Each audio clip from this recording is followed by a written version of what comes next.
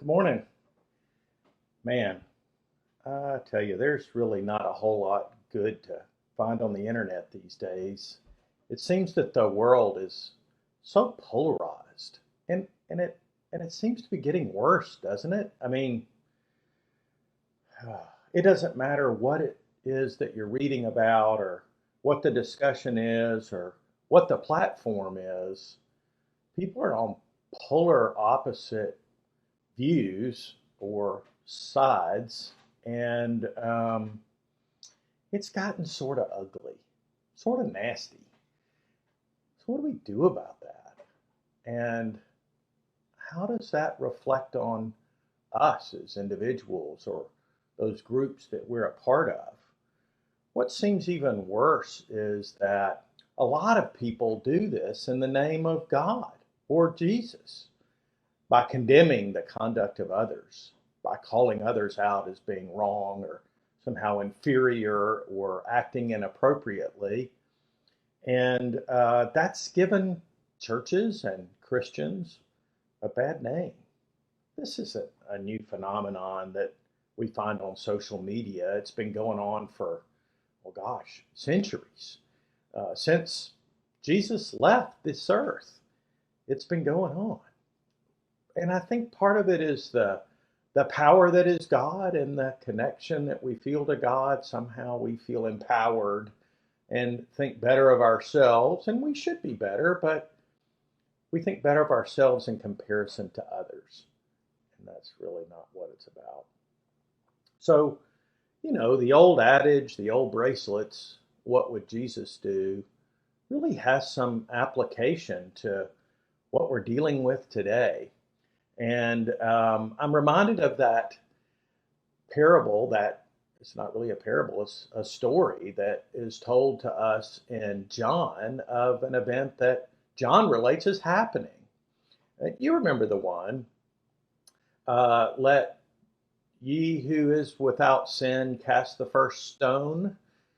But have you ever really looked at that story to gather all of the information that it has for us and all the meaning? As you dig into scriptures, dig into the Bible, you will find that it speaks to you, and there are meanings well beyond that written word. So, our topic today, Tavern Talk 25, is Let's Not Get Stoned, or People Who Live in Glass Houses Shouldn't Be Modest Nudists. Let's look at the story in John. It comes from chapter 8, beginning with verse 2.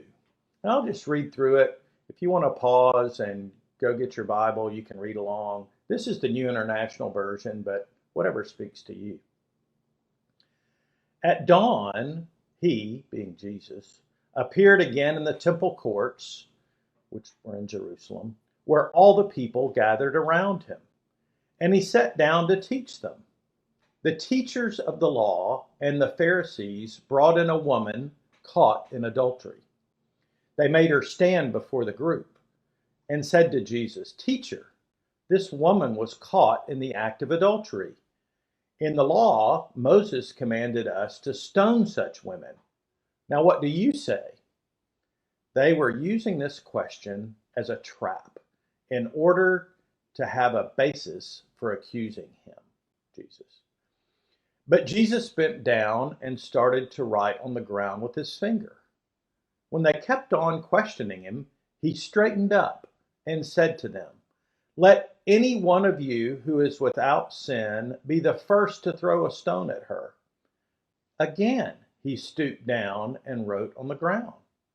At this, those who heard began to go away, one at a time, the older ones first, until only Jesus was left with the woman standing there. Jesus straightened up and asked her, "Woman, where are they? Has no one condemned you?" "No one, sir," she said. "Then neither do I condemn you," Jesus declared. "Go now and leave your life of sin." Wow, there's a lot more to that story than just a tidbit we may have heard or remember. And perhaps you didn't even know it came from the Bible. It's worked its way into popular culture, but there it is. So the law of Moses that is referred to is really not one succinct set of laws. It changes as the Old Testament progresses, but most of it's found in the ancient Old Testament, Deuteronomy, etc. And the law is pretty clear that if someone commits adultery, in other words, if they're both married and they engage in relations, they should be stoned to death, both of them. But it also says that no one's to be put to death unless there are two witnesses to the transgression. So it takes it pretty seriously. So let's break down this story in that context with what happens and see what perhaps it can say to us. So at the beginning it says, at dawn, Jesus appeared again in the temple court. So he'd been there before, he's back there again. And the temple courts, there were a number of different courts in the temple.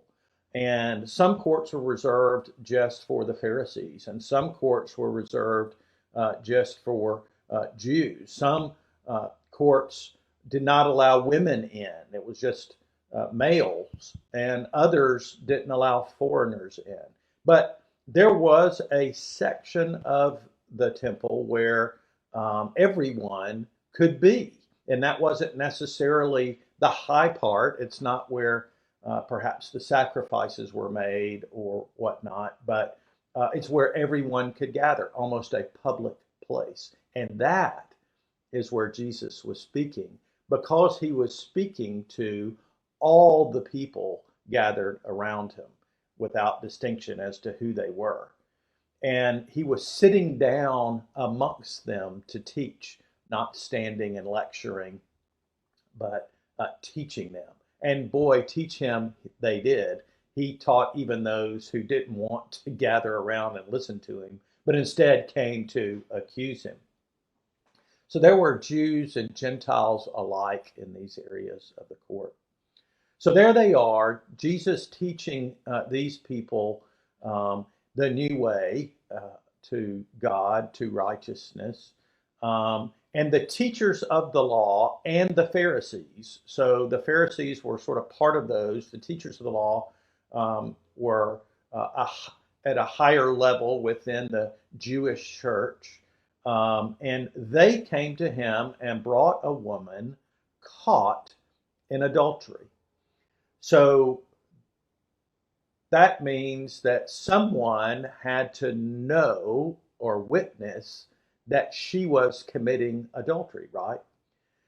And if that were the case, then they would necessarily have to know with whom she was committing adultery, right? That's an important point. So anyway, they bring her in and made her stand before the group. So they accused her of a crime for which the punishment was death in a public place. Made her stand up. Everybody else is seated. How humiliating. Look at who we caught in adultery. So even if nothing were to happen to her from a legal standpoint, she's already been humiliated and her reputation ruined. So now, the law says that if one commits adultery, then those two engaged in the adulterous act must both be stoned together at the same time. Well, where's he? Where's the person with whom she was supposedly caught in the act of adultery? And why is he not there? Interesting. Let's see. Oops, I lost my place.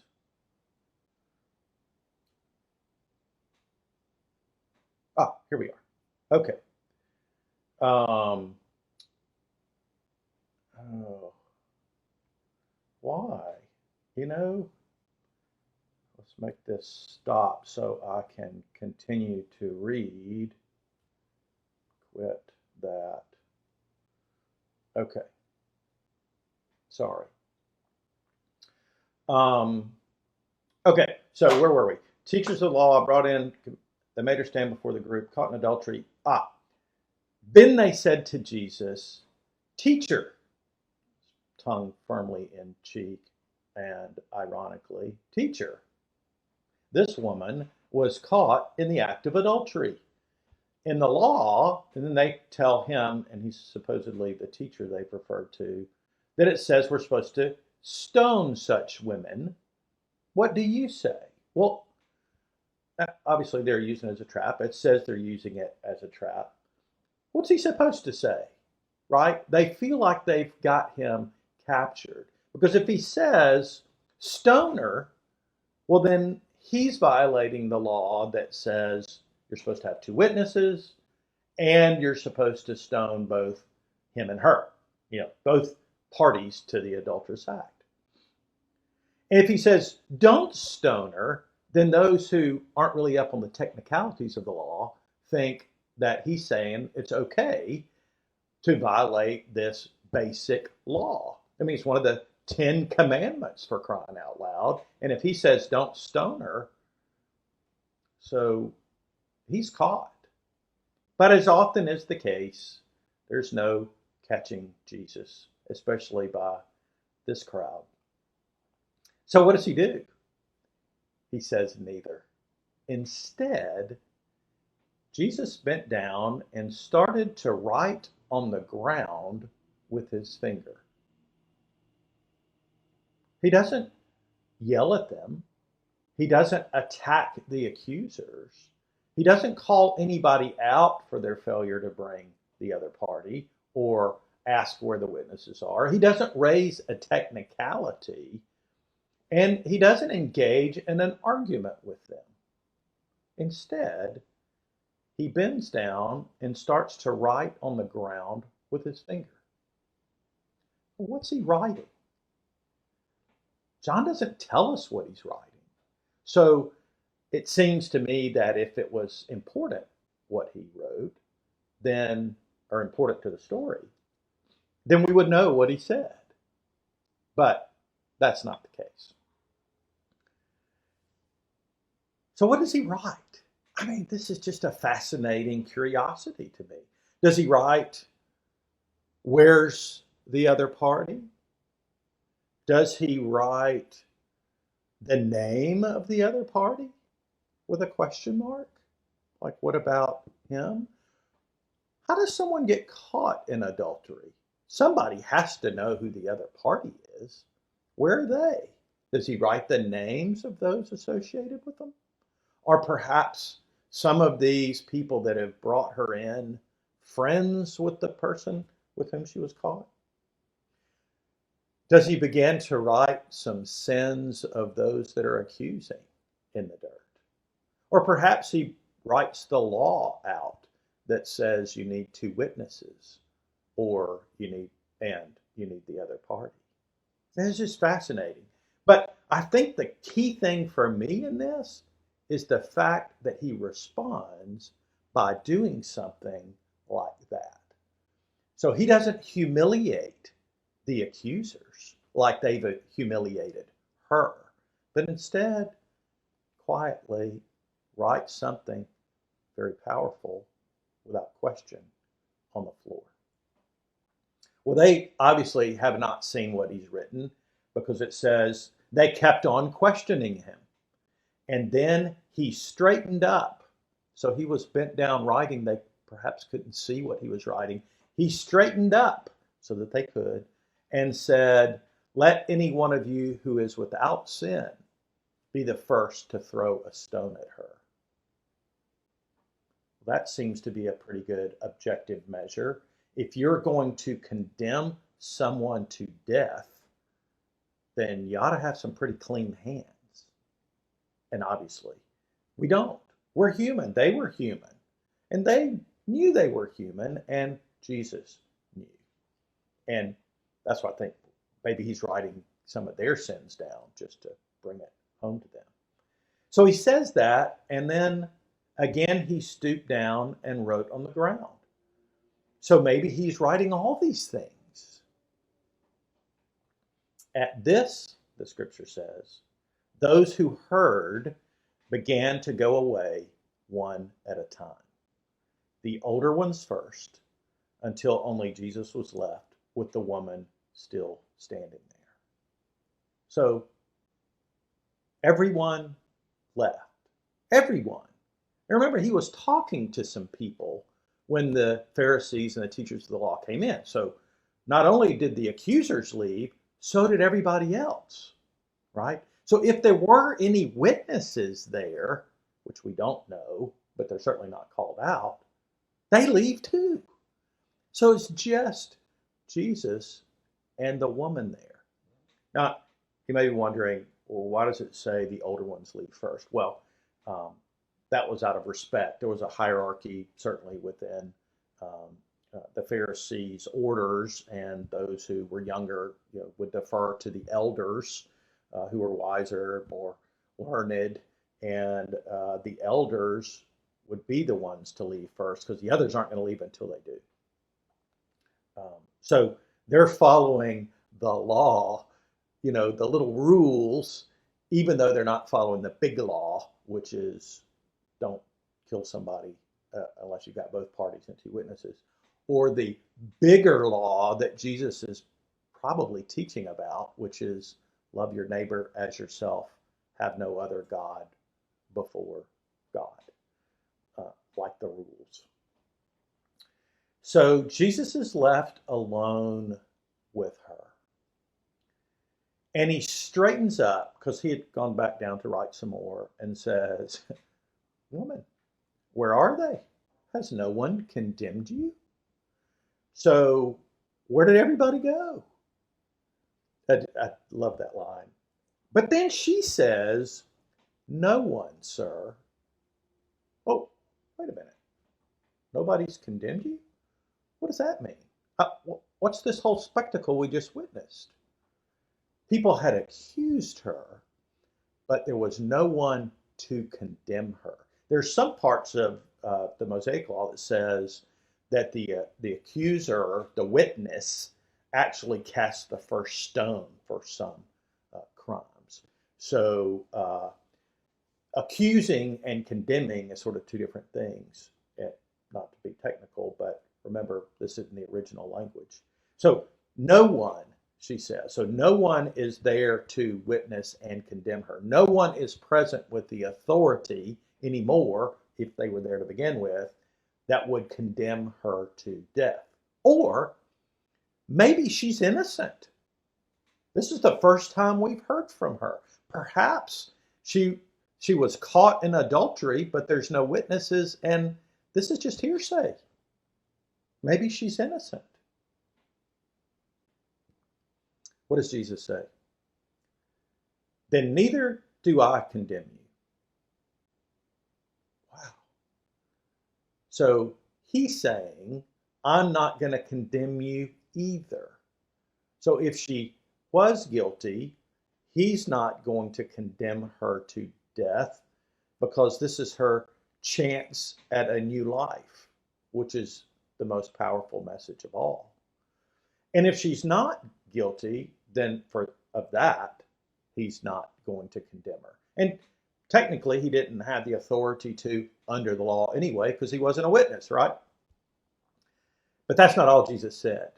He didn't just say, okay, you were able to skirt by on that one, pardon the pun. He says, go now and leave your life of sin. So what he told her, and he tells us, is he knew whether there was someone there to accuse her or condemn her or not, that she had not led a pure life. Well, none of us do. Her accusers didn't, and they acknowledged that when they left. She didn't, because Jesus knows she didn't. We can't. We're imperfect. But go now and leave your life of sin. Make a conscious decision. Make a choice not to live that way. Go and be better. Go and do better. And so, is Jesus saying it's okay to commit adultery? No. Is he saying it's okay to commit any other sin? No. And that means lying and not honoring your parents and a host of other things. And In that context, there were lots of other rules to be followed. And he's not addressing any of that. He's just saying, I have the power, but I'm not going to condemn you. But I am going to tell you, because I know that you've led an imperfect life, that you need to go and do better. Wow, there's a lot to that story. Who do you relate to in the story? The accusers pointing out the sins, the wrongdoing, the imperfections of others? Or do you relate to the accused, whether rightfully or wrongfully being called out or embarrassed or humiliated or confronted? Honestly, we've probably all been in one set of shoes or the other in our life. Without question, we've all been in a position where we could easily be accused, especially by Jesus, because we lead imperfect lives. There's plenty of opportunity to find fault in others. There's plenty of opportunity to find fault in ourselves. But what we do about it, how we react to it, is what's going to separate us from everyone else. And that means how we react to it on social media, on Facebook, on Instagram, even in our personal interactions amongst our friends. If we're going to talk badly about someone who's not present, then what kind of example are we setting as to how we would want to be treated if we weren't present? What kind of example are we setting as people purporting to be Christians? What is separating us from everyone else? What does is not just how we act, but how we react. And this is hard. And this is a challenge. It goes against our human instinct. Why did everyone leave that day besides the accusers? Maybe they were just embarrassed. They just didn't want to be a part of it anymore. But nobody stayed with her. No one was there to tell her it's okay. So do you relate to maybe those people that walked away from someone who didn't lead a pure life like none of us do? There's more to the story than the accused and the accusers. It's the people gathered who were supposed to be learning. There was no one left with her but Jesus. So, go and sin no more. Go and leave your life of sin. That's a tall order. It doesn't mean we can't try. And sure, we're going to fail, just like everyone in the story failed. But Jesus will pick us up. Jesus will not condemn us. Jesus will tell us to do better and be better. That's all we can do. I hope that's something you want to do. Because if we all try that, the world will be a better place. Go in peace. Talk to you next month.